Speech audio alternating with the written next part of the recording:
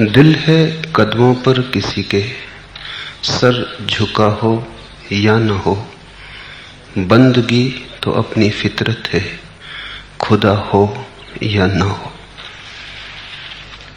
बुद्ध ने जगत को एक धर्म दिया,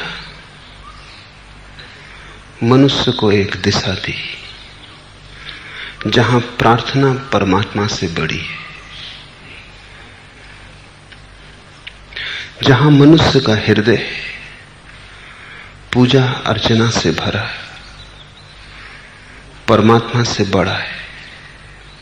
असली सवाल इसका नहीं है कि परमात्मा हो, असली सवाल इसका है कि मनुष्य का हृदय प्रार्थना से भरा हो। प्रार्थना में ही मिल जाएगा वह जिसकी तलाश है। और प्रार्थना मनुष्य का स्वभाव कैसे हो जाए। परमात्मा हुआ और फिर तुमने प्रार्थना की तो प्रार्थना की ही नहीं, रुष्पत हो गई। परमात्मा हुआ और तुम झुके तो तुम झुके ही नहीं। कोई झुकाने वाला हुआ तब झुके तो तुम नहीं झुके।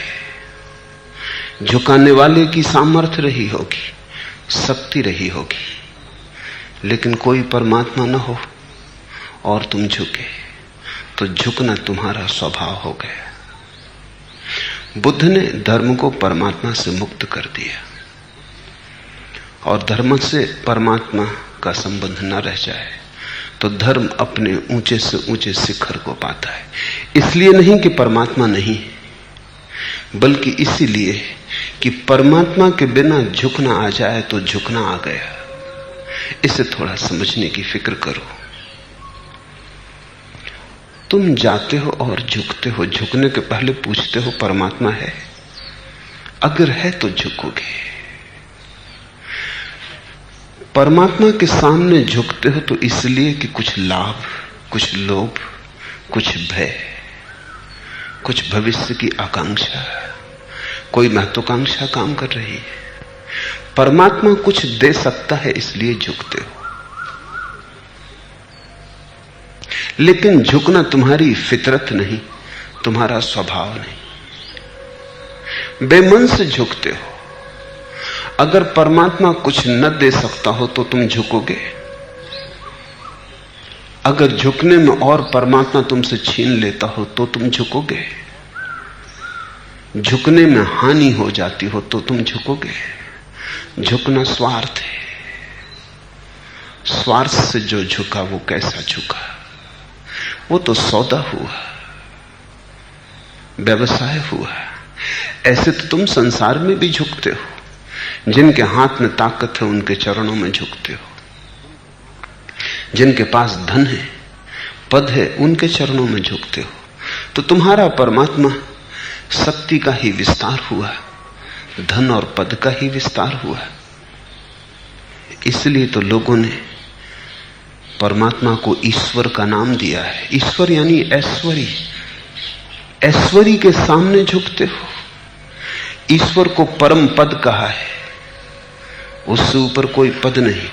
पद के सामने झुकते हो तो यह राजनीति हुई, धर्म ना हुआ। और इसके पीछे लोभ होगा, भय होगा, प्रार्थना कहां? दिल है कदमों पर किसी के, सर झुका हो या न हो। और ध्यान रखना, जो किसी मतलब से झुकेगा उसका सिर झुकेगा, दिल नहीं। क्योंकि दिल हिसाब जानता नहीं।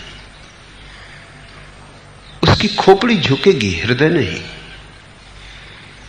क्योंकि हृदय तो बिना हिसाब झुकता है। हृदय तो कभी उनके सामने झुक जाता है जिनके पास न कोई शक्ति थी, न कोई पद था, न कोई ऐश्वर्य था। हृदय तो कभी भिखारियों के सामने भी झुक जाता है। सिर नहीं झुकता भिखारियों के सामने, वो सदा सम्राटों के सामने झुकता है। हृदय तो कभी फूलों के सामने झुक जाता है। कोई शक्ति नहीं, कोई सामर्थ्य नहीं, क्षण भर है फिर विदा हो जाएंगे। हृदय तो कमजोर के सामने और नाजुक के सामने भी झुक जाता है, सिर नहीं झुकता। सिर है मनुष्य का अहंकार, हृदय यानी मनुष्य का प्रेम। दिल है कदमों पर किसी के, सर झुका हो या न हो। दिल किसी के कदमों पर हो काफी है, सर न झुका चल जाएगा। झुक गया ठीक, दिल के पीछे चला ठीक, दिल की छाया बना ठीक, दिल का साथ रहा ठीक, न झुका चल जाएगा। क्योंकि सिर के झुकने से कुछ भी संबंध नहीं है। तुम झुकने चाहिए। तुम्हारा वास हृदय में है, जहां तुम्हारा प्रेम है वहां। सिर झुकता है भय से, हृदय झुकता है प्रेम से। प्रेम और भय का मिलन कहीं भी नहीं होता। इसलिए अगर तुम भगवान के सामने झुके हो कि भय था, डरे थे, तो सिर ही झुकेगा। और अगर तुम इसलिए झुके हो कि प्रेम का पूर आया, बाढ़ आई, क्या करोगे इस बाढ़ का?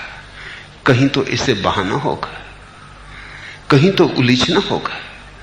कूल किनारे तोड़कर तुम्हारी इबादत बहने लगी, तुम्हारी प्रार्थना की बाढ़ आ गई, तब तुम्हारा हृदय झुकता है। दिल है कदमों पर किसी के, सर झुका हो या न हो। बंदगी तो अपनी फितरत है, खुदा हो या न हो। और फिर कौन फिक्र करता है कि परमात्मा है या नहीं? बंदगी अपनी फितरत है, फिर तो स्वभाव है प्रार्थना। बहुत कठिन है ये बात समझनी। प्रेम स्वभाव होना चाहिए।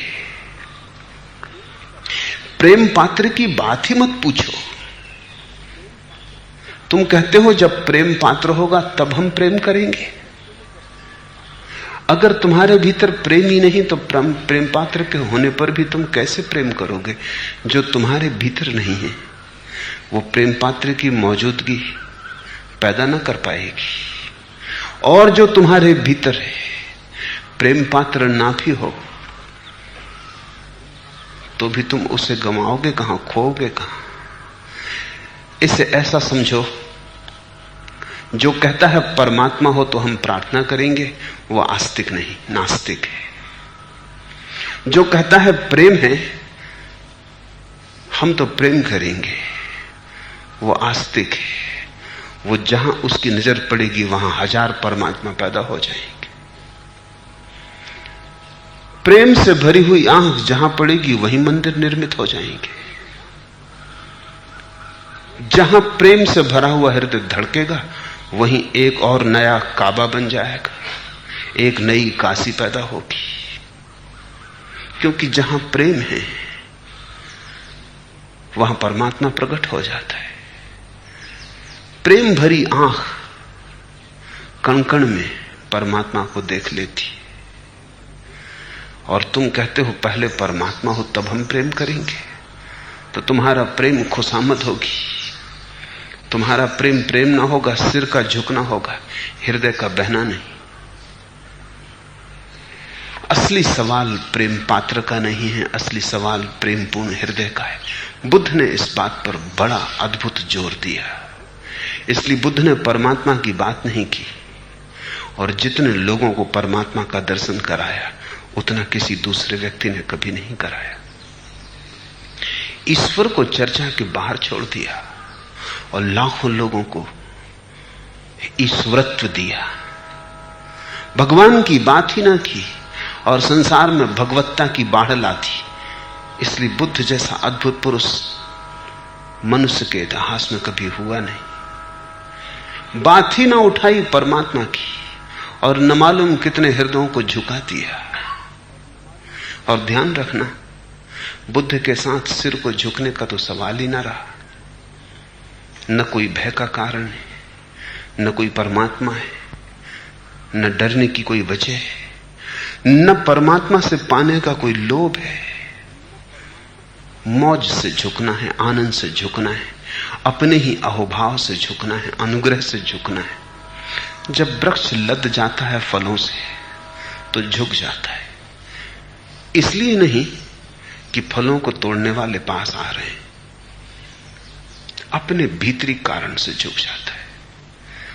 फल को खाने वाले पास आ रहे हैं इसलिए नहीं झुकता है, अपने भीतर के ही अपूर्व बोझ से झुक जाता है।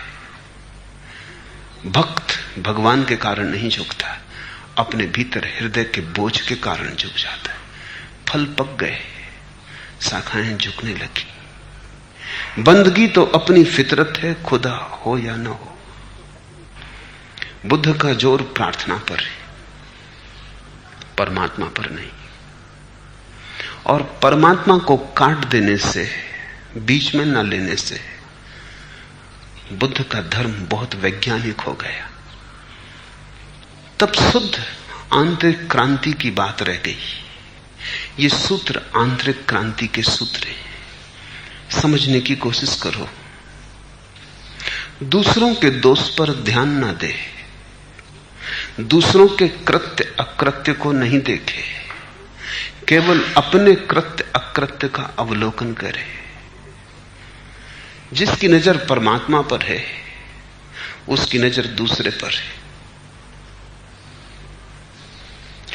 जिसने परमात्मा को बाहर देखा वो शैतान को भी बाहर देखेगा। इसे थोड़ा समझना, थोड़ा बारीक है, पकड़ोगे तो बहुत काम आ जाएगा सूत्र। अगर तुमने परमात्मा को बाहर देखा तो शैतान को कहां देखोगे? उसे भी तुम बाहर देखोगे। तुम्हारे बाहर देखने का ढंग हर चीज को बाहर देखेगा। तब तुम्हारी नजर दूसरों के आचरण में अटकी रहेगी। इसलिए तथाकथित धार्मिक आदमी सदा दूसरों के कृत्य अकृत्य का विचार करते रहते, दूसरे की आलोचना में लीन रहते हैं। कौन ने बुरा किया, किसने भला किया, कौन मंदिर गया, कौन नहीं गया। दूसरा ही उनके चिंतन में प्रभावी रहता है। इसलिए धार्मिक जिनको तुम कहते हो उन्हें अपने को छोड़कर सारे जगत की फिक्र बनी रहती। कौन पाप कर रहा है, कौन पुण्य कर रहा है, कौन नरक जाएगा, कौन स्वर्ग जाएगा। बुद्ध कहते हैं तुम सिर्फ अपनी ही चिंता करना। तुम्हारे ऊपर तुम्हारे अतिरिक्त और किसी का दायित्व नहीं। अगर तुम उत्तरदायी हो तो सिर्फ अपने लिए। अगर अस्तित्व तुमसे पूछेगा तो सिर्फ तुम्हारे लिए। तुम्हें जो जीवन का अवसर मिला है उस अवसर में तुमने क्या कमाया, क्या गंवाया। तुम्हें जो जीवन के क्षण मिले उन्हें तुमने खाली ही फेंक दिया या जीवन के अमृत से भर लिया। तुम्हारे जो कदम पड़े जीवन की राह पर वो मंजिल की तरफ पड़े या मंजिल से दूर गए। तुमसे और कुछ भी नहीं पूछा जा सकता। तुम किसी और के लिए जिम्मेवार भी नहीं हो, अपनी ही जिम्मेवारी पर्याप्त है। दूसरों के दोष पर ध्यान ना दे। और ध्यान रखना, जो दूसरों के दोष पर ध्यान देता है वो अपने दोषों के प्रति अंधा हो जाता है। ध्यान तुम या तो अपने दोषों की तरफ दे सकते हो या दूसरों के दोषों की तरफ दे सकते हो। दोनों एक साथ ना चलेगा, क्योंकि जिसकी नजर दूसरों के दोष देखने लगती है वो अपनी ही नजर की ओट में पड़ जाता है। जब तुम दूसरे पर ध्यान देते हो तो तुम अपने को भूल जाते हो, तुम छाया में पड़ जाते हो। और एक समझ लेने की बात है कि जब तुम दूसरों के दोष देखोगे तो दूसरों को दोष को बड़ा करके देखने की मन की आकांक्षा होती। इससे ज्यादा रस और कुछ भी नहीं मिलता कि दूसरे तुमसे ज्यादा पापी हैं, तुमसे ज्यादा बुरे हैं, तुमसे ज्यादा अंधकारपूर्ण है। इससे अहंकार को बड़ी तृप्ति मिलती कि मैं बिल्कुल ठीक हूं, दूसरे गलत है। बिना ठीक हुए अगर तुम ठीक होने का मजा लेना चाहते हो तो दूसरों के दोष गिनना। और जब तुम दूसरों के दोष गिनोगे तो तुम स्वभावतः उन्हें बड़ा करके गिनोगे। तुम एक यंत्र बन जाते हो जिससे हर चीज दूसरे की बड़ी होकर दिखाई पड़ने लगती। और जो दूसरे के दोष बड़े करके देखता है वो अपने दोष या तो छोटे करके देखता है या देखता ही नहीं। अगर तुमसे कोई भूल होती तो तुम कहते हो मजबूरी थी, वही भूल दूसरे से होती तो तुम कहते हो पाप। अगर तुम भूखे थे और तुमने चोरी कर ली तो तुम कहते मैं करता क्या, भूख बड़ी थी।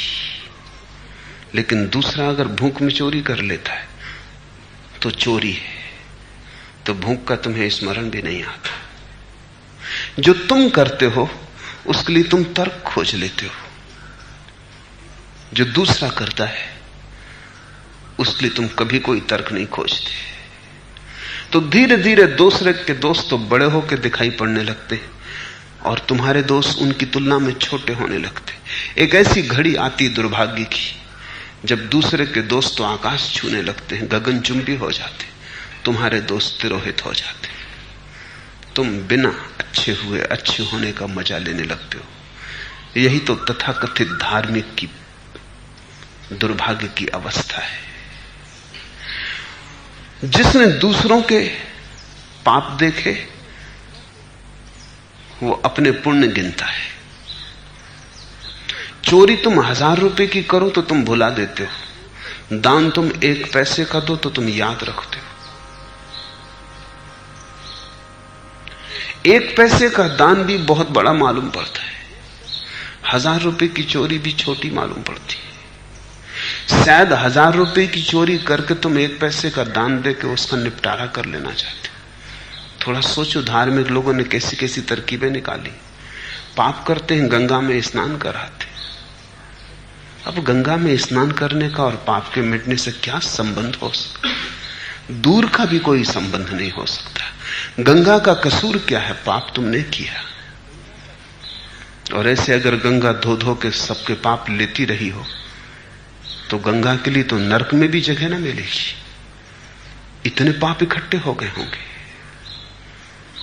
और अगर इतना ही आसान हो, पाप तुम करो, गंगा में डुबकी लगाओ और पाप हल हो जाए, तब तो पाप करने में बुराई ही कहां रही।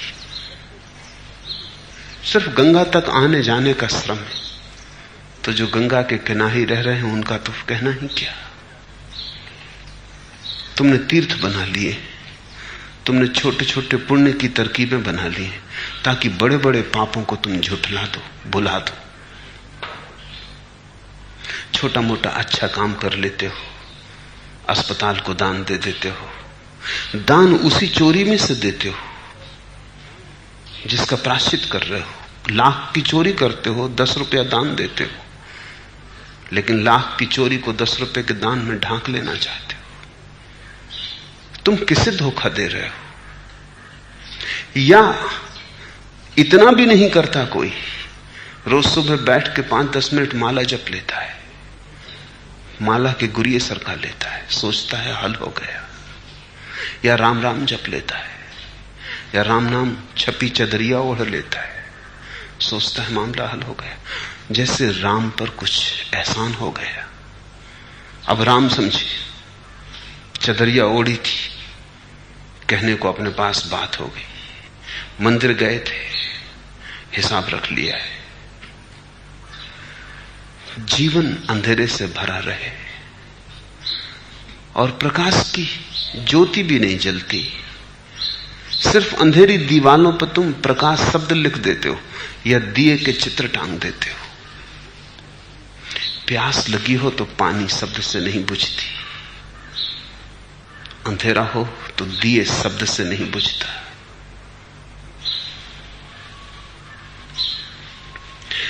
मंजरे तस्वीर दर्द दिल मिटा सकता नहीं, आईना पानी तो रखता है पिला सकता नहीं। तुम अगर सिर्फ तस्वीर का अवलोकन करते रहो, मंजरे तस्वीर दर्द दिल मिटा सकता नहीं, तो तुम्हारे दिल की पीड़ा ना मिटेगी तस्वीरों के देखने से। प्रेमी की तस्वीर लिए बैठे रहो, इससे कहीं कोई प्रेमी मिला है? आईना पानी तो रखता है, पिला सकता नहीं। आईने में कैसी पानी की झलक है, पर उससे तुम्हारी प्यास ना बुझेगी। शास्त्र शब्द दे सकते हैं, सत्य नहीं। अंधेरे की दीवारों पर बनाई गई दिए की तस्वीरें धोखा दे सकती हैं, रोशनी नहीं। और जो व्यक्ति दूसरों के दोष पर ध्यान देता है वो अपने दोष पर तो ध्यान देता नहीं। जो छोटे मोटे जिनको तुम पुण्य कहते हो, जिनको पुण्य कहना फिजूल ही है, जिनको पुण्य केवल नासमझ कह सकते हैं, जो तुम्हारे पाप के ही सजावटों से ज्यादा नहीं है, पाप का ही श्रृंगार है, जो पाप के ही माथे पे लगी बिंदी, पाप के ही हाथों में पड़ी चूड़ी, पाप के ही पैरों में बंधे घूंघर, उन्हें तुम पुण्य कहते हो, उनका हिसाब रखते हो। बुद्ध ने कहा छोड़ो ये बात, दूसरों के दोष पर ध्यान ना दो, उससे तुम्हारा कोई प्रयोजन नहीं। तुम्हारा प्रयोजन केवल तुमसे है। दूसरों के कृत्याकृत्य मत देखो, केवल अपने कृत्य अकृत्य का अवलोकन करो। सिर्फ अपना ही ऑब्जर्वेशन, अवलोकन, ये शब्द समझ लेने जैसा है। अवलोकन, अवलोकन बुद्ध की प्रक्रिया है जीवन के अंधकार से मुक्त होने के लिए। बुद्ध ये नहीं कहते हैं कि तुम अपने पाप को देखो और दुखी हो, पश्चाताप करो कि मैं पापी हूं। और न बुद्ध कहते हैं तुम अपने पुण्य को देखो और बड़े फूले न समाओ और उछल के चलो कि मैं बड़ा पुण्यात्मा हूं। बुद्ध कहते हैं तुम अवलोकन करो। अवलोकन का अर्थ होता है तटस्थ दर्शन, बिना किसी निर्णय के। न ये कहना कि ठीक, न ये कहना कि बुरा, न भला, न पाप, न पुण्य। तुम कोई निर्णय मत लेना, तुम कोई मूल्यांकन मत करना, तुम सिर्फ देखना। जैसे कोई आदमी रास्ते के किनारे खड़ा हो जाए, भीड़ चलती है, देखता है, अच्छे लोग निकलते हैं, बुरे लोग निकलते हैं, उससे कुछ प्रयोजन नहीं। साधु निकलते हैं, असाधु निकलते हैं, प्रयोजन नहीं। यह जैसे कोई लेट गया है घास पर, क्षण भर आकाश में चलते बादलों को देखता है। उनके रूप रंग अलग अलग, काले बादल हैं, शुभ्र बादल हैं, कोई हिसाब नहीं रखता, चुपचाप देखता रहता है। अवलोकन का अर्थ है एक वैज्ञानिक दृष्टि, तटस्थ भाव। मात्र देखने पर ध्यान रखो, जोर देखने पर है। जो तुम देख रहे हो उसके निर्णय करने पर नहीं कि वो ठीक है या गलत। तुम न्यायाधीश मत बनो, तुम तराजू लेके तौलने मत लगो, तुम मात्र दृष्टा रहो।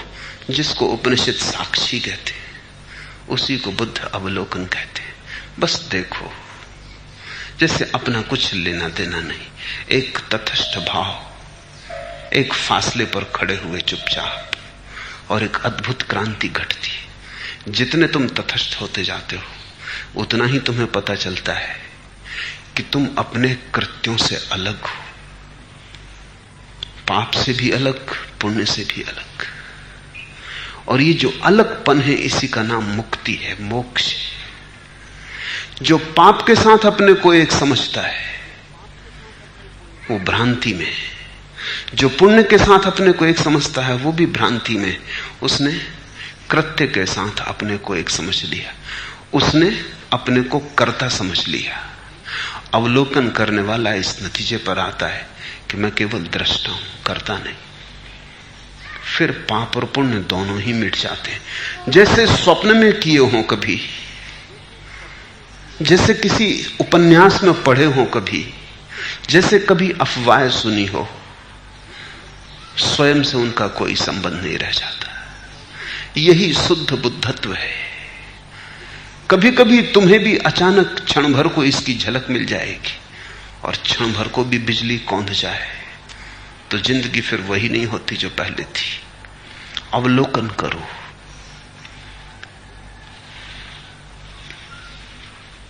तुम जमाने की राह से आए, वरना सीधा था रास्ता दिल का। दूसरों को संबंध में सोचते विचारते, बाजार में भटकते, संसार की लंबी परिक्रमा करते, अपने तक आए। तुम जमाने की राह से आए, वरना सीधा था रास्ता दिल का। अन्यथा जरा गर्दन झुकाने की बात थी। अवलोकन से तुम सीधे स्वयं में पहुंच जाओगे। हां, दूसरे के कृत्य अकृत्य का विचार करते रहे तो बड़ी परिक्रमा है, अनंत परिक्रमा है। अनंत जन्मों तक भी तुम ये विचार चुकता न कर पाओगे। कितने हैं दूसरे, किस किस का हिसाब करोगे, किस किस के लिए रोओगे, हंसोगे, किसकी प्रशंसा, किसकी निंदा करोगे। अगर ऐसे तुम चल पड़े, मैंने सुना है कि एक आदमी भागा जा रहा था, राह के पास बैठे आदमी से उसने पूछा कि भाई दिल्ली कितने दूर है। उस आदमी ने कहा जिस तरफ तुम जा रहे हो बहुत दूर, क्योंकि दिल्ली तुम 8 मील पीछे छोड़ा है। अगर इसी रास्ते से जाने की जिद हो तो सारी पृथ्वी की परिक्रमा करके जब आओगे, अगर बच गए तो दिल्ली पहुंच जाओगे। अगर लौटने की तैयारी हो तो ज्यादा दूर नहीं। तुम जमाने की राह से आए, वरना सीधा था रास्ता दिल का। दिल्ली बिल्कुल पीछे, 8 मील का फासला भी नहीं।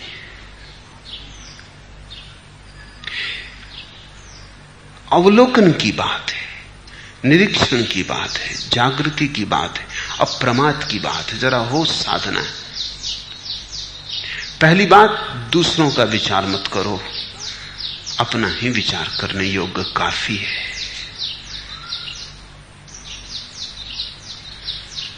आंख बंद करो, अपने ही कृत्यों को देखो और अपने कृत्यों के भी निर्णायक मत बनो, अन्यथा अवलोकन समाप्त हो गया। तुम आसक्त हो गए, तुमने कहा ये ठीक तो प्रीति बनी, तुमने कहा ये ठीक नहीं तो अप्रीति बनी।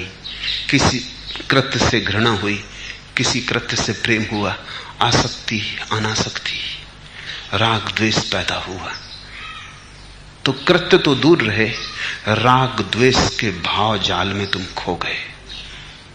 बस कृत्य को देखते रहो। अगर घड़ी भर भी तुम रोज कृत्य का अवलोकन करते रहो तो तुम्हें ऐसा ही अनुभव होगा जैसे आत्मा ने स्नान कर लिया। दिन भर उसकी ताजगी रहेगी और दिन भर रह रह के लहरें आती रहेंगी आनंद की। रह रह के झोंके आ जाएंगे, पुलक आ जाएगी, एक मस्ती छा जाएगी। तुम झूम झूम उठोगे किसी भीतरी रस से। और ये जो भीतरी रस है ये बुद्धि का नहीं है, हृदय का है। जब तुम सोचते हो और निर्णय करते हो बुद्धि सक्रिय हो जाती। जब तुम मात्र देखते हो तब हृदय का फूल खिलता है।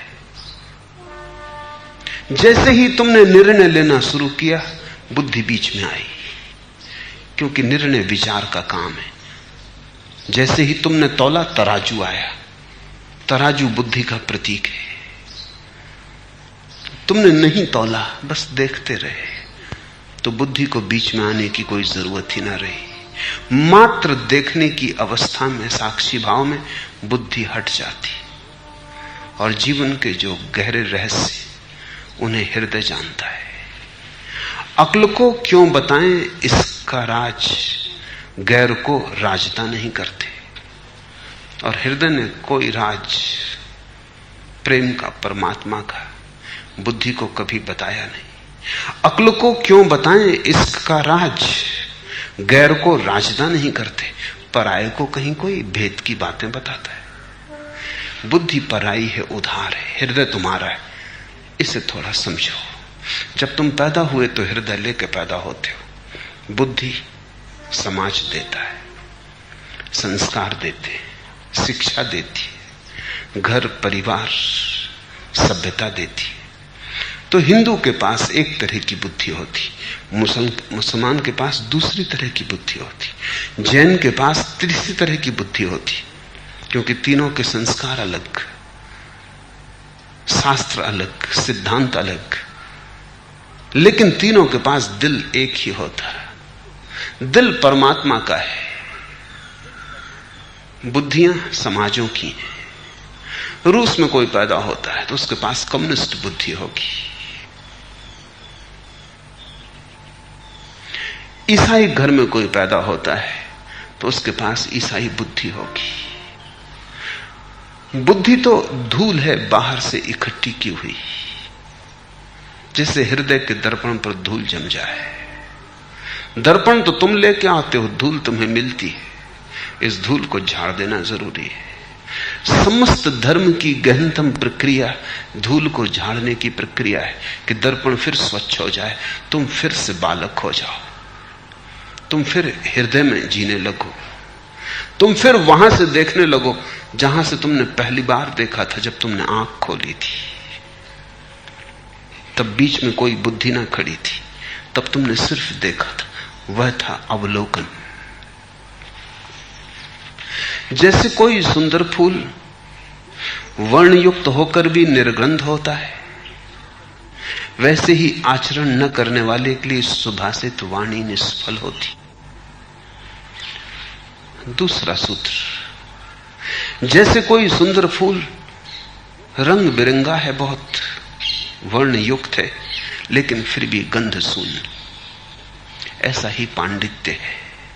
रंग बहुत है उसमें, सुगंध बिल्कुल नहीं। जीवन में सुगंध तो आती है आचरण से।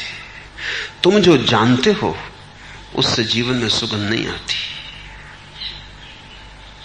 वो तो मौसमी फूल है, दूर से लुभावना लग सकता है, पास आने पे तुम उसे कागजी पाओगे। आदमी भला धोखे में आ जाए, मधुमक्खियां धोखे में नहीं आती, तितलियां धोखे में नहीं आती, भौरे धोखे में नहीं आते। भौरे धोखे में नहीं आते, तुम परमात्मा को कैसे धोखा दे सकोगे? तितलियां धोखे में नहीं आती, मधुमक्खियां धोखे में नहीं आती, तुम परमात्मा को कैसे धोखा दे सकोगे? सम्राट सोलोमन के जीवन में कथा है। एक रानी उसके प्रेम में थी और वो उसकी परीक्षा करना चाहती थी कि सच में वो इतना बुद्धिमान है जितना लोग कहते, अगर है तो ही उससे विवाह करना है। तो वो आई, उसने कई परीक्षाएं ली, वो परीक्षाएं बड़ी महत्वपूर्ण हैं। उसमें एक परीक्षा ये भी थी, वो आई एक दिन राज दरबार में दूर खड़ी हो गई, हाथ में उसने 2 गुलदस्ते के फूलों के गुलदस्ते लाई थी और उसने सोलोमन से कहा दूर से कि इनमें कौन से असली फूल हैं बता दो। बड़ा मुश्किल था, फासला काफी था, वो उस छोर पर खड़ी थी राज दरबार के। फूल बिल्कुल एक जैसे लग रहे थे। सोलोमन ने अपने दरबारियों को कहा सारी खिड़कियां और द्वार खोल दो। खिड़कियां और द्वार खोल दिए गए। न तो दरबारी समझे न वो रानी समझी कि द्वार दरवाजे खोलने से क्या संबंध। रानी ने सोचा कि शायद रोशनी कम है इसलिए रोशनी की फिक्र कर रहा, कोई हर्जा नहीं। लेकिन सोलोमन कुछ और फिक्र कर रहा था। जल्दी ही उसने बता दिया कि कौन से असली फूल हैं कौन से नकली, क्योंकि एक मधुमक्खी भीतर आ गई बगीचे से और वो जो असली फूल थे उन पर जाके बैठ गई। न दरबारियों को पता चला न उस रानी को पता चला। वो कहने लगी कैसे आपने पहचाना? सोलोमन ने कहा तुम मुझे धोखा दे सकती हो लेकिन एक मधुमक्खी को नहीं। मधुमक्खी को धोखा देना मुश्किल है, परमात्मा को कैसे दोगे? बुद्ध कहते हैं जैसे कोई सुंदर फूल वर्ण युक्त होकर भी निर्गंध होता है, वैसे ही आचरण न करने वाले के लिए सुभाषित वाणी निष्फल होती। तुम्हें जीवन के सत्यों का पता सोचने से न लगेगा, उन सत्यों को जीने से लगेगा। जियोगे तो ही पता चलेगा।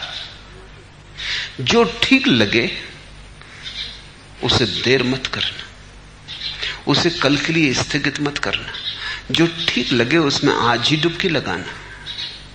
अगर तुम्हें अवलोकन की बात ठीक लग जाए तो सोचते मत रहना कि कल करेंगे। ऐसे तुम्हारे जीवन में कभी सुगंध ना आएगी।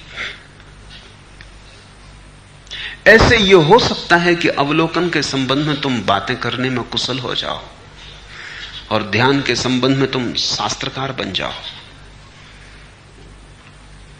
लेकिन तुम्हारे जीवन में सुगंध ना आएगी। प्रार्थना के संबंध में जान लेना प्रार्थना को जानना नहीं। प्रार्थना को तो वही जानता है जो करता है। प्रार्थना को तो वही जानता है जो डूबता है। प्रार्थना को तो वही जानता है जो प्रार्थना में मिट जाता है। जब प्रार्थना तुम्हारा अस्तित्व बनती है, आचरण का अर्थ है तुम्हारा ज्ञान, तुम्हारा अस्तित्व हो। तुम जो जानते हो वो सिर्फ ऊपर से चिपकी हुई बात न रह जाए, उसकी जड़ें तुम्हारे जीवन में फैले, तुम्हारे भीतर से वो बात उठे, वो तुम्हारी अपनी हो। ऊपर से इकट्ठा ज्ञान ऐसा है जैसे तुमने भोजन तो बहुत कर लिया हो लेकिन पचा ना सके, उससे तुम बीमार पड़ोगे, उससे शरीर रुग्ण होगा। पचा हुआ भोजन जीवन देता है, ऊर्जा देता है। अनपचा भोजन जीवन को नष्ट करने लगता है। भूखे भी बच सकते हैं लोग ज्यादा देर तक, ज्यादा भोजन से जल्दी मर जाते हैं। बोझ हो जाता है पूरी व्यवस्था पर, और ज्ञान का तो भारी बोझ है। तुम्हारा चैतन्य अगर दब गया है तो तुम्हारे ज्ञान के बोझ से तुम जानते ज्यादा हो, जिए कम हो, एक असंतुलन हो गया है। बुद्ध कहते हैं थोड़ा जानो लेकिन उसे जीने में बदलते जाओ। थोड़ा भोजन करो लेकिन ठीक से चबाओ, ठीक से पचाओ, रक्त मांस मज्जा बन जाए।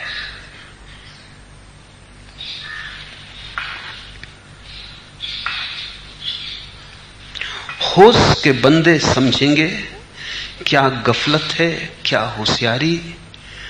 अक्ल के बदले जिस दिन दिल की जोत जलाकर देखेंगे, अक्ल के बदले जिस दिन दिल की जोत जलाकर देखेंगे, होश के बंदे समझेंगे क्या गफलत है, क्या होशियारी। केवल वे ही समझ पाएंगे जो बुद्धि से गहरे उतरकर हृदय का दिया जलाएंगे।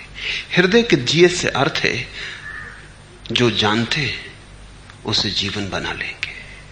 जो समझा है वो समझ ही ना हो कि समाधि बन जाएगी। जो सुना है वो सुना ही नहीं, पी लिया है। जैसे कोई सुंदर फूल वर्णयुक्त होकर भी निर्गंध होता है, वैसे ही आचरण न करने वाले के लिए सुभाषित वाणी निष्फल होती। थोड़ा जानो, जियो ज्यादा, और तुम पहुंच जाओगे। ज्यादा तुमने जाना और जिया कुछ भी नहीं तो तुम न पहुंच पाओगे। तब तुम दूसरों की गायों का ही हिसाब रखते रहोगे, तुम्हारी अपनी कोई गाय नहीं। तुम गायों के रखवाले ही रह जाओगे, मालिक न हो पाओगे। पंडित मत बनना। पापी भी पहुंच जाते, पंडित नहीं पहुंचते, क्योंकि पापी भी आज नहीं कल जग जाएगा, दुख जगाता है। पंडित एक सुख का सपना देख रहा है कि जानता है बिना जाने। शास्त्र से बचना, शास्त्र जंजीर हो सकता है, सुभाषित सुंदर वचन जहर हो सकते हैं। जिस चीज को भी तुम जीवन में रूपांतरित न कर लोगे वही जहर हो जाएगी। तुम्हारे जीवन की व्यवस्था में जो भी चीज पड़ी रह जाएगी बिना रूपांतरित हुए, बिना लहू मांस मज्जा बने, वही तुम्हारे जीवन में जहर का काम करने लगेगी। पंडित का अस्तित्व विषाक्त हो जाता है।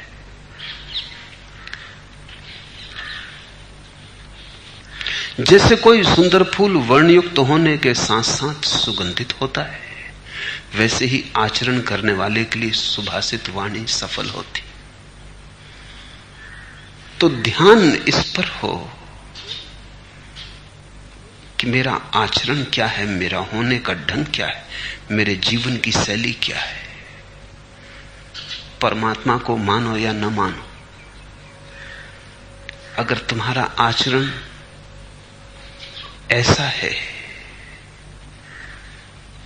घर लौटने वाले का, संसार की तरफ जाने वाले का नहीं, प्रत्याहार करने वाले का, अपनी चेतना के केंद्र की तरफ आने वाले का, अगर तुम्हारा आचरण ऐसा है व्यर्थ का कूड़ा करकट इकट्ठा करने वाले का नहीं, सिर्फ हीरे ही चुनने वाले का, अगर तुम्हारा आचरण हंस जैसा है कि मोती चुन लेता है, कि दूध और पानी में दूध पी लेता है, पानी छोड़ देता है। हमने ज्ञानियों को परमहंस कहा है, तुमने कभी समझा क्यों? दो कारणों से। एक तो हंस सार को असार से अलग कर लेता है, और दूसरा हंस सभी दिशाओं में गतिवान है। वो जल में तैर सकता है, जमीन पर चल सकता है, आकाश में उड़ सकता है, उसके स्वातंत्र्य पर कहीं कोई सीमा नहीं। जमीन हो तो चल लेता है, सागर हो तो तैर लेता है, आकाश हो तो उड़ लेता है। तीनों आयामों में, तीनों डायमेंशंस में उसके लिए कहीं कोई रुकावट नहीं। जिस दिन तुम सार और असार को पहचानने लगोगे, उस दिन तुम्हारा स्वातंत्र्य भी इतना ही अपरसीम हो जाएगा जैसा हंस का। इसलिए हमने ज्ञानियों को परमहंस कहा है। न जानने से ही बंधे हो। जमीन पर ही ठीक से रहना नहीं आता, पानी पर चलने की तो बात अलग, आकाश में उड़ना तो बहुत दूर। शरीर में ही ठीक से रहना नहीं आता, मन की तो बात अलग, आत्मा की तो बात बहुत दूर। शरीर यानी जमीन, मन यानी जल, आत्मा यानी आकाश। इसलिए मन जल की तरह तरंगायत, शरीर स्थिर है पृथ्वी की तरह, 70 साल तक डटा रहता है, गिर जाता है उसी पृथ्वी में जिससे बनता है। मन बिल्कुल पानी की तरह, पारे की तरह कहो, छितर छितर जाता है। आत्मा आकाश की तरह निर्मल है। कितने ही बादल घिरे, कोई बादल धुएं की एक रेखा भी पीछे नहीं छोड़ गया। कितनी ही पृथ्वियां बनी और खो गई, कितने ही चांद तारे निर्मित हुए और विलीन हो गए। आकाश कूटस्थ है, अपनी जगह हिलता डुलता नहीं। शरीर में ही रहना तुमसे नहीं हो पाता। मन की तो बात अलग, मन में जाते ही चिंता पकड़ती है, विचारों का ऊहापोह पकड़ता है। आत्मा तो फिर बहुत दूर है, क्योंकि आत्मा यानी निर्विचार ध्यान, आत्मा यानी समाधि, आकाश, मुक्त, असीम। परमहंस कहा है ज्ञानियों को। लेकिन ज्ञान को आचरण में बदलने की कीमिया, बदलने का रहस्य समझ लेना चाहिए। तुम समझ भी लेते हो कभी कोई बात, इस स्फटिक मणि की भांति साफ दिखाई पड़ती है कि समझ में आ गई। अगर तुम उसी क्षण उसका उपयोग करने लगो तो और निखरती जाए। तुम कहते हो कल उपयोग कर लेंगे, परसों उपयोग कर लेंगे, अभी समझ में आ गई, संभाल के रख ले। एक मित्र यहां सुनने आते थे, डॉक्टर हैं, पढ़े लिखे हैं। मैंने उनको देखा कि जब भी वो सुनते तो बैठ के बस नोट ले रहे हैं। फिर मुझे मिलने आए तो मैंने पूछा कि आप क्या कर रहे हो? वो कहते कि आप इतनी अद्भुत बातें कह रहे हैं कि नोट कर लेना जरूरी है, पीछे काम पड़ेंगी। जब मैं समझा रहा हूं तब वो समझ नहीं रहे, वो कल पे टाल रहे हैं, समझ तक को कल पे टाल रहे हैं, करने की तो बात अलग, वो नोट ले रहे हैं अभी। फिर पीछे कभी जब जरूरत होगी काम पड़ जाएगी। तुम अभी मौजूद थे, मैं अभी मौजूद था, अभी ही उतर जाने देते हृदय में। लेकिन वो सोचते हैं कि वो बड़ा कीमती काम कर रहे हैं, वो धोखा दे रहे हैं, खुद को धोखा दे रहे हैं। ये बचाव है समझने से, समझना नहीं।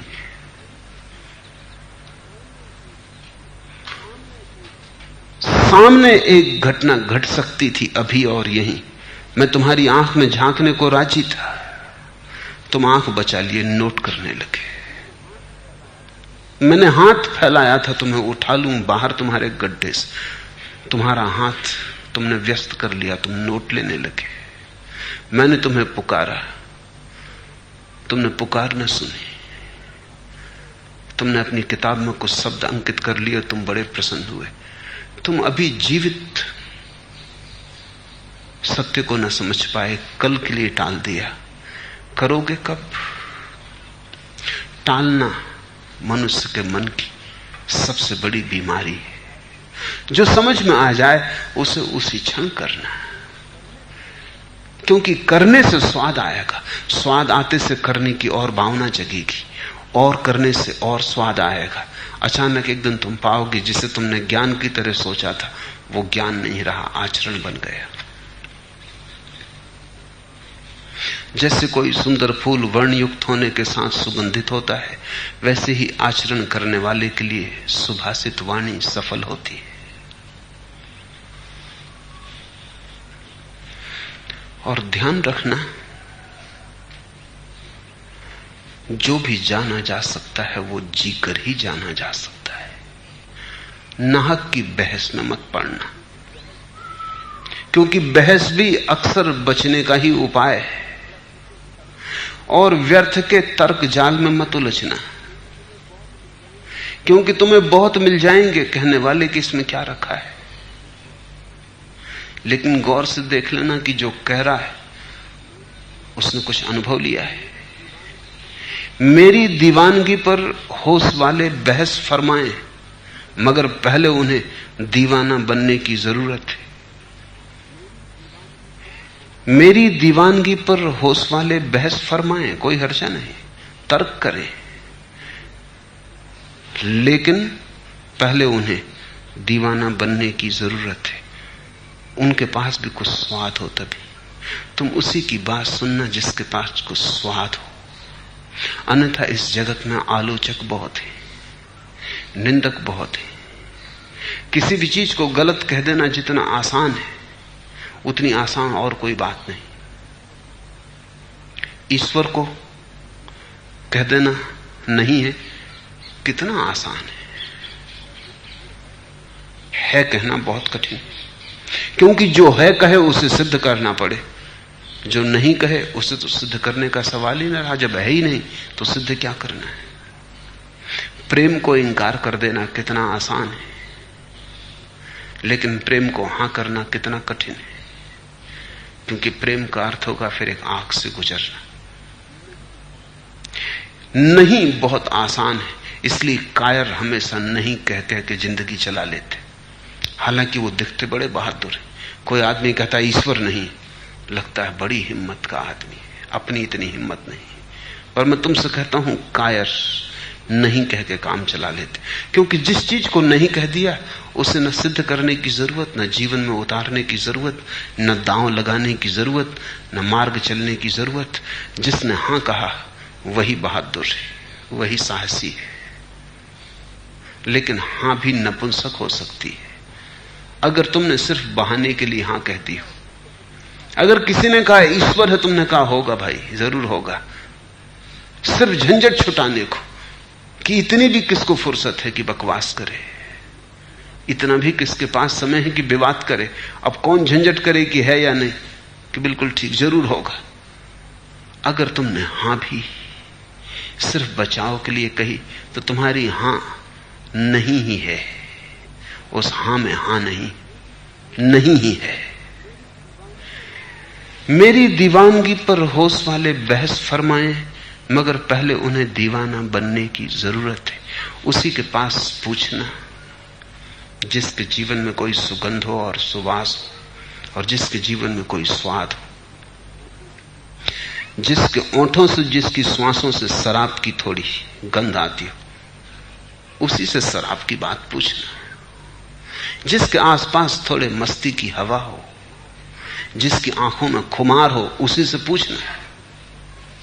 हर किसी से मत पूछने बैठ जाना और हर किसी की बात मत सुन लेना, नहीं तो जिंदगी को ऐसे ही गंवा दोगे। नासमझ बहुत है, कायर बहुत है,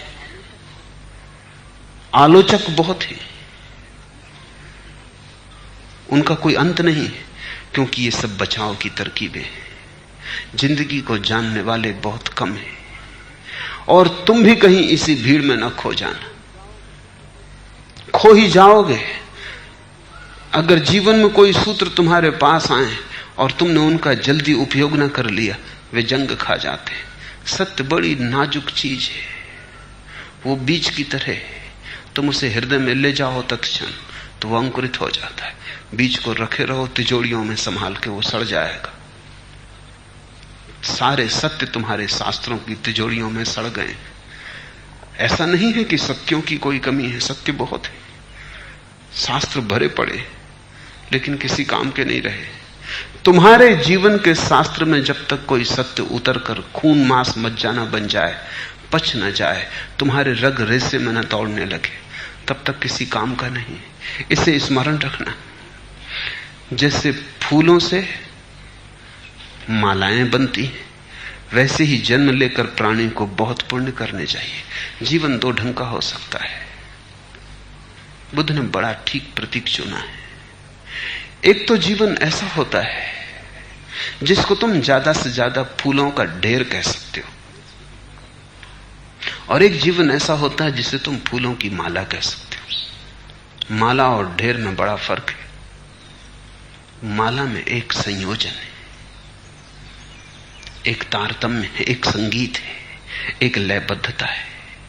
माला में एक जुटता है, एक श्रृंखला है, एक सिलसिला है।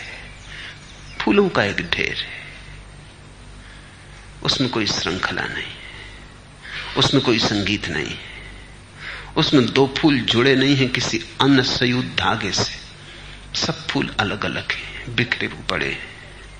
तो या तो जीवन ऐसा हो सकता है कि जीवन के सब क्षण बिखरे पड़े, एक क्षण से दूसरे क्षण के भीतर दौड़ती हुई कोई जीवन धारा नहीं, कोई धागा नहीं जो सबको जोड़ता हो। अधिक लोगों का जीवन क्षणों का ढेर है, जन्म से लेकर मृत्यु तक। तुम्हें भी उतने ही क्षण मिलते हैं जितने बुद्ध को, लेकिन बुद्ध का जीवन एक माला है, हर क्षण पिरोया हुआ है, हर क्षण अपने पीछे क्षण से जुड़ा है, आगे क्षण से जुड़ा है। जन्म और मृत्यु एक श्रृंखला में बंधे हैं, एक अनसयुत संगीत है। इसे थोड़ा समझो। तुम ऐसे हो जैसे वर्णमाला के अक्षर, बुद्ध ऐसे हैं जैसे उन्हीं अक्षरों से बना एक गीत। गीत में और वर्णमाला के अक्षरों में कोई फर्क नहीं है, वही अक्षर है।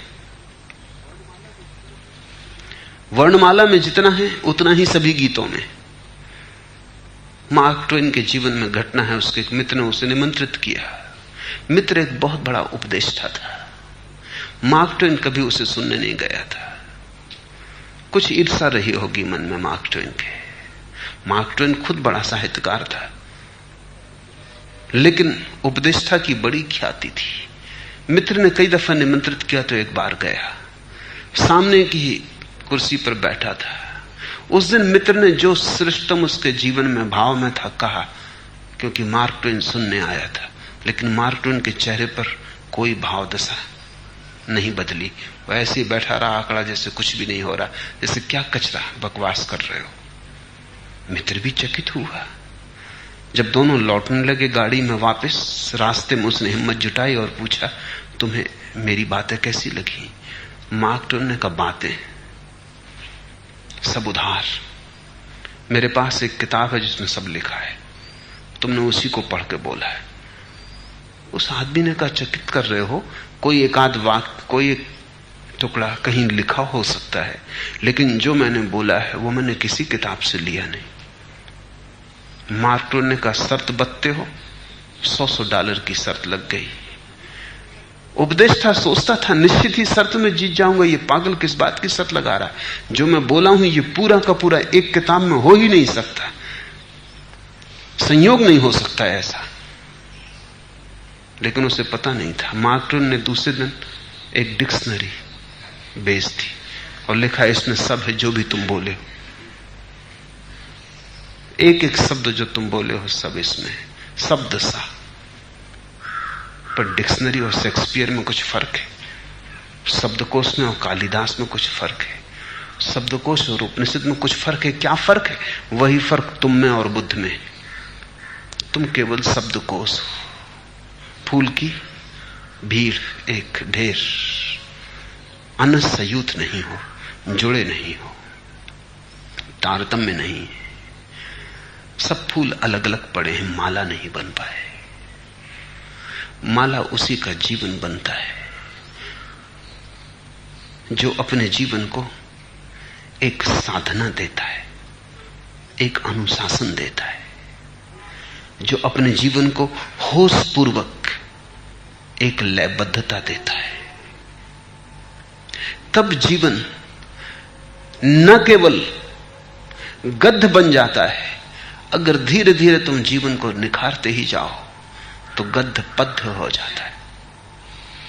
जीवन तुम्हारा गाने लगता है, गुनगुनाने लगता है, तुम्हारे भीतर से अहिर्नित संगीत की एक धारा छूटने लगती, तुम बजने लगते हो। जब तक तुम बजो ना, तब तक तुम परमात्मा के चरणों के योग्य न हो सकोगे। और ध्यान रखना, व्यर्थ की शिकायतें शिकवे मत करना। उनसे शिकवा फजूल है सीमाब, काबिले इल्फात तू ही नहीं।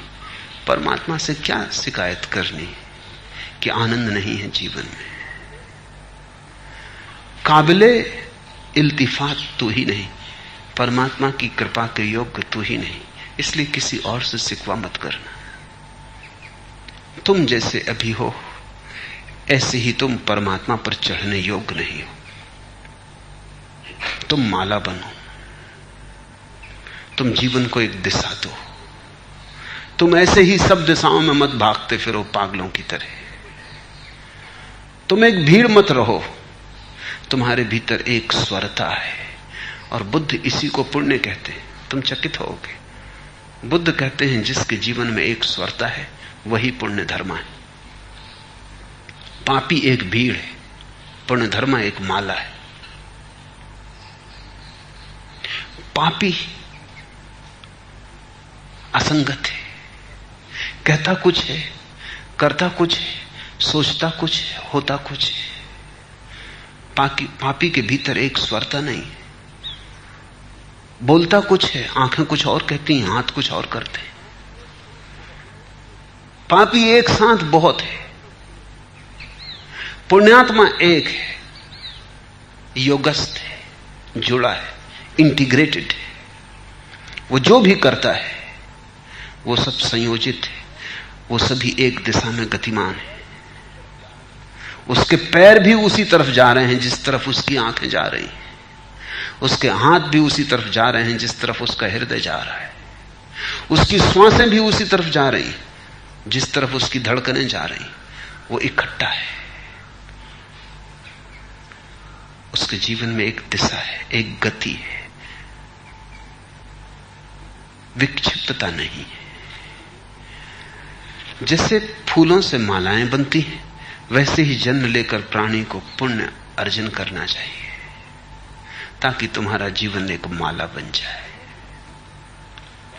फूलों की सुगंध वायु की विपरीत दिशाओं में नहीं जाती। बड़ी मीठी बात बुद्ध कहते हैं, खूब हृदय भर के सुनना।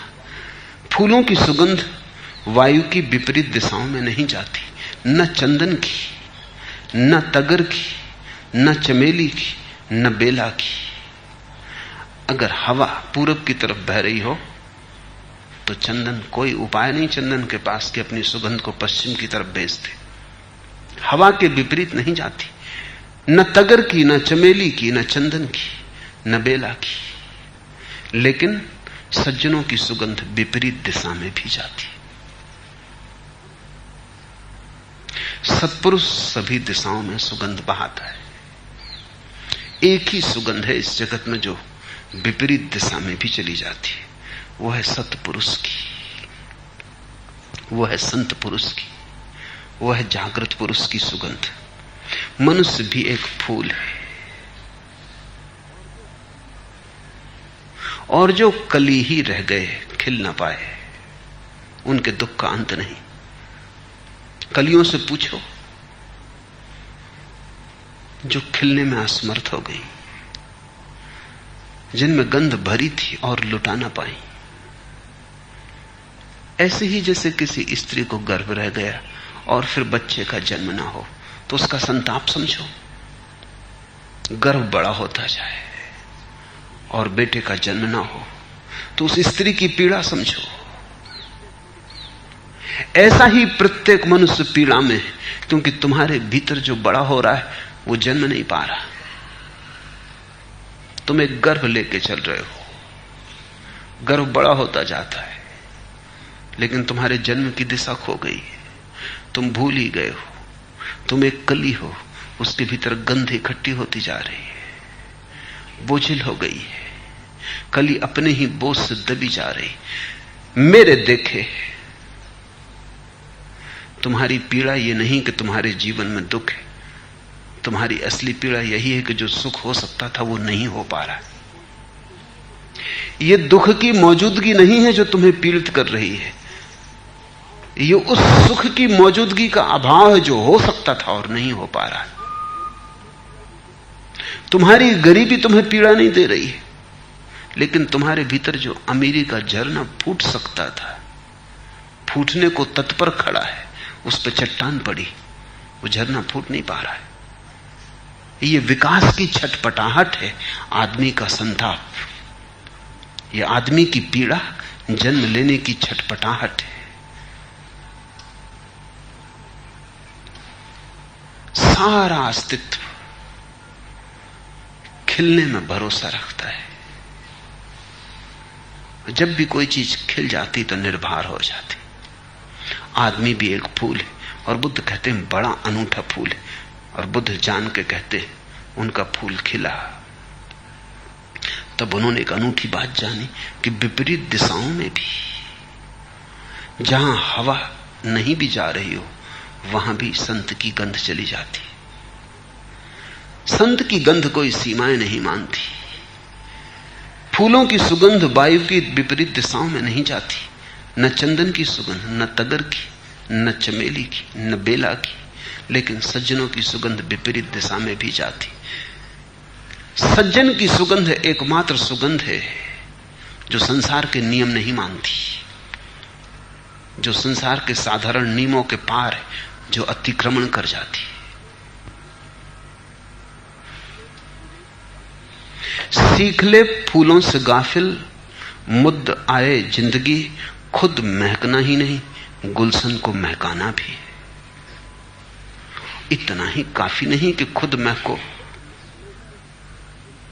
खुद महकना ही नहीं गुलशन को महकाना भी है।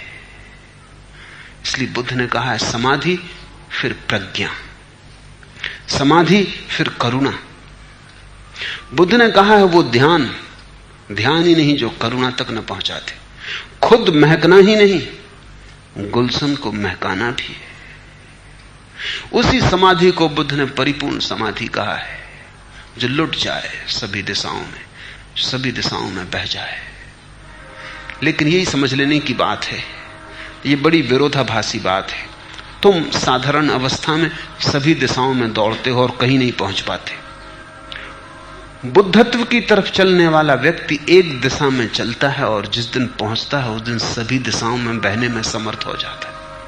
तुम सभी दिशाओं में बहने की कोशिश करते हो, थोड़ा धन भी कमा लें, थोड़ा धर्म भी कमा लें, थोड़ी प्रतिष्ठा भी बना लें, थोड़ी समाधि भी कमा लें, थोड़ा दुकान भी बचा लें, थोड़ा मंदिर भी। तुम सभी दिशाओं में हाथ फैलाते हो और आखिर में पाते हो भिखारी के भिखारी विदा हो गए। जैसे आए थे खाली हाथ वैसे खाली हाथ गए। बहुत पकड़ना चाहा, कुछ पकड़ने ना आया। तुम्हारी हालत करीब करीब वैसी है जैसे तुमने बहुत प्रसिद्ध गधे की सुनी हो कि एक मजाकिया आदमी ने एक गधे के पास दोनों तरफ घास के दो ढेर लगा दिए बराबर दूरी पर, और गधा बीच में खड़ा था। उसे भूख तो लगी, तो वो बाएं तरफ जाना चाहा, तब मन ने कहा कि दाएं, उस तरफ भी घास था। दाएं तरफ जाना चाहा तो मन ने कहा बाएं, कहते हैं गधा भूखा बीच में खड़ा खड़ा मर गया, क्योंकि न वो बाएं जा सका न दाएं। जब दाएं जाना चाहा तब मन ने कहा बायां, जब बाएं जाना चाहा तो मन ने कहा दायां। तुम्हारा मन यही कर रहा है। जब तुम मंदिर की तरफ जाना चाहते हो तब मन कहता दुकान। जब तुम दुकान पर बैठे हो मन को भजन याद आता, मंदिर। ऐसे ही मर जाओगे। और दोनों तरफ तृप्ति के साधन मौजूद थे, कहीं भी गए होते। मैं तुमसे कहता हूं अगर तुम दुकान पर ही पूरी तरह से चले जाओ तो वहीं ध्यान हो जाएगा। आधे आधे मंदिर जाने की बजाय दुकान पर पूरे चले जाना बेहतर है, क्योंकि पूरे चला जाना ध्यान है। गाहक से बात करते वक्त भीतर राम राम गुनगुनाना गलत है। गाहक को ही पूरा राम मान लेना उचित है। आधे आधे कुछ सार ना होगा। आधा यहां आधा वहां। तुम दो नावों पर सवार हो, तुम बड़ी मुश्किल में पड़े हो। तुम सब दिशाओं में पहुंचना चाहते हो और कहीं नहीं पहुंच पाते। बुद्ध पुरुष एक दिशा में जाते हैं और जिस दिन मंजिल पर पहुंचते हैं सब दिशाओं में उनकी गंध फैल जाती। तुम सब पाने की कोशिश में सब गंवा देते हो। बुद्ध पुरुष एक को पा लेते हैं और सब पा लेते हैं। महावीर ने कहा जिसने एक को पा लिया उसने सब पा लिया, जिसने एक को जान लिया उसने सब जान लिया। जीसस ने कहा है seek ye first the kingdom of God and all else shall be added unto you। अकेली तुम परमात्मा की खोज कर लो, प्रभु का राज्य खोज लो, से सब अपने से आ जाएगा। तुम उसकी फिक्र ही मत करो। एक को जिसने गमाया वो सब गमा देता है और एक को जिसने पाया वो सब पा लेता है।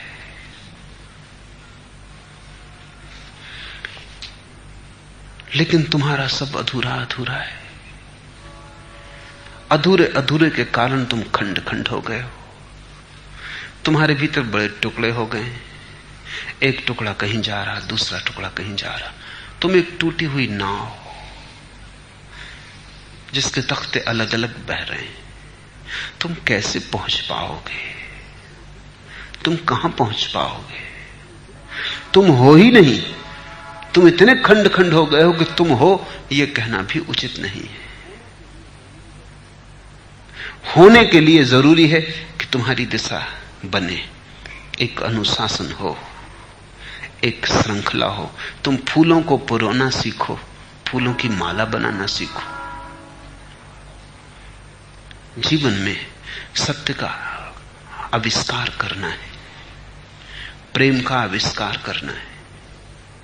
जीवन में तुम कौन हो इसका आविष्कार करना है।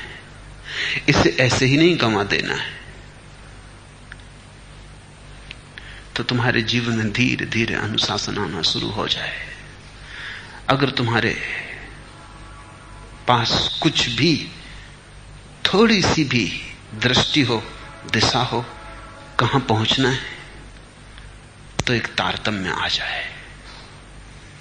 उस तारतम्य के साथ ही साथ तुम्हारे भीतर एकता का जन्म होगा। इस एकता के माध्यम से ही किसी दिन तुम माला बन सकते हो। और जिस दिन तुम माला बन जाते हो उस दिन परमात्मा के गले में चढ़ाने नहीं जाना होता।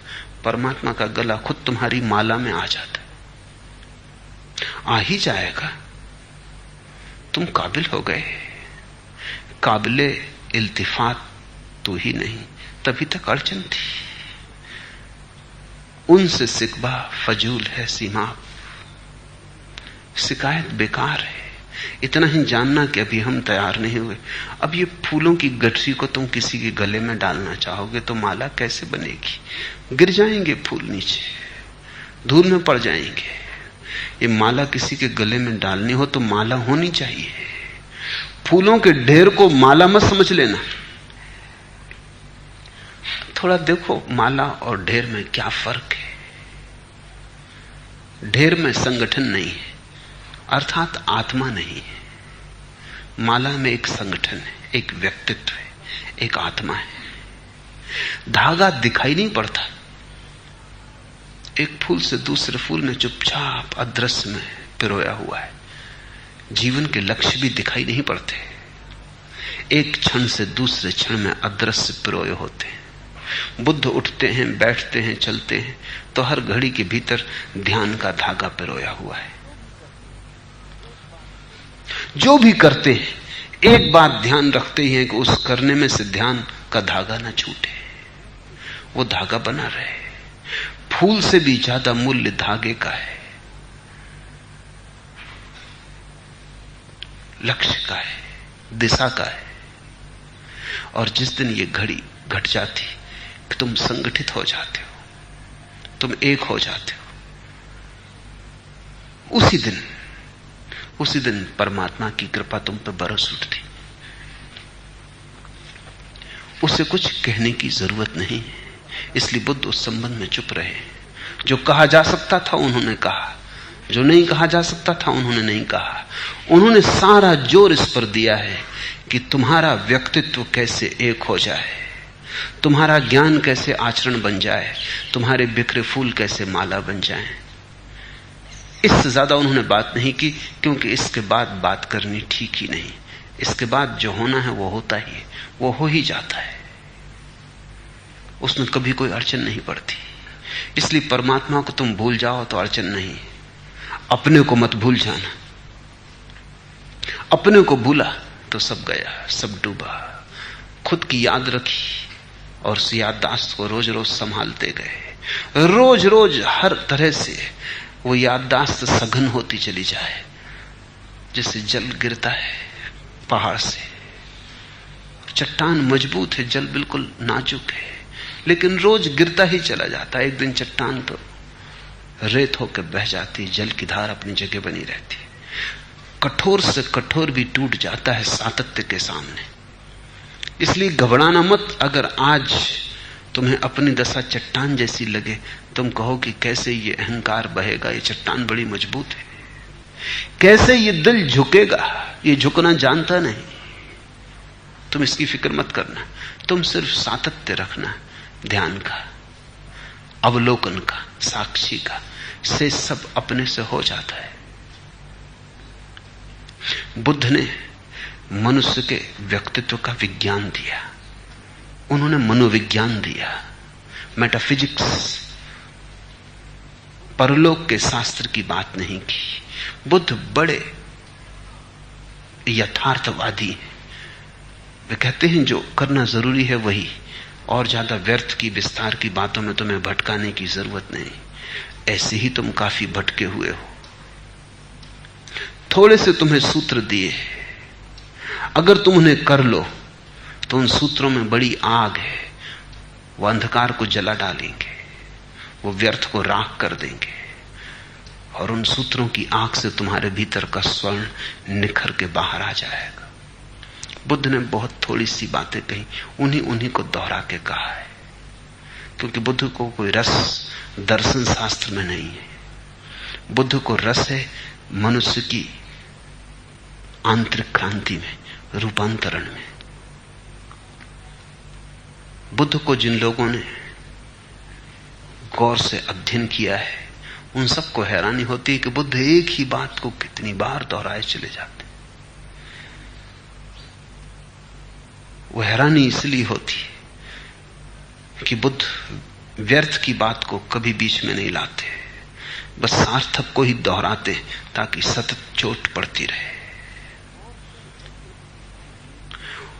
और तुम ऐसे हो, तुम्हारी नींद ऐसी है, तुम्हारी तंद्रा ऐसी है कि बहुत बार दोहराने पर भी तुम सुन लो, वो भी आश्चर्य है। बुद्ध से कोई पूछता था तो वो 3 बार दोहरा के जवाब देते थे, उसी वक्त 3 दफा दोहरा के जवाब देते थे। क्यों 3 बार? क्योंकि बुद्ध से कोई पूछने लगा कि क्यों 3 बार, क्या आप सोचते हम बहरे? बुद्ध ने कहा नहीं, अगर तुम बहरे होते तो इतनी अड़चन न थी। तुम बहरे नहीं हो और फिर भी सुनते नहीं हो, तुम सोए नहीं हो, यही तो अड़चन है। सोए होते तो जगाना आसान हो जाता, तुम बन के लेटे हो, तुम सोने का ढोंग कर रहे हो, उठना भी नहीं चाहते, जाग भी गए हो। तुम सुनते हुए मालूम पड़ते हो और सुनते भी नहीं, इसलिए 3 बार दोहराता हूं।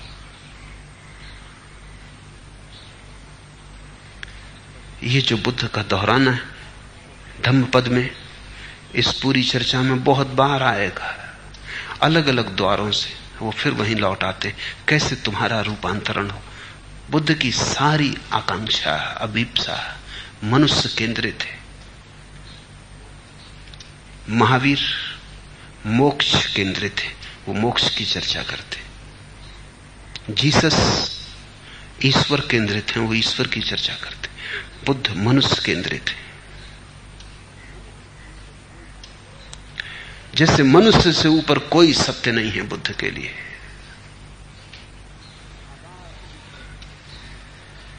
सादार ऊपर मानुष सत्य, ताहार ऊपर नहीं।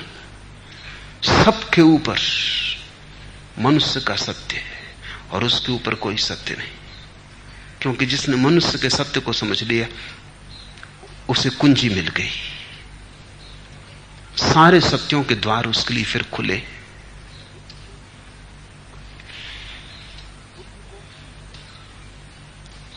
बुद्ध को भोजन बनाओ,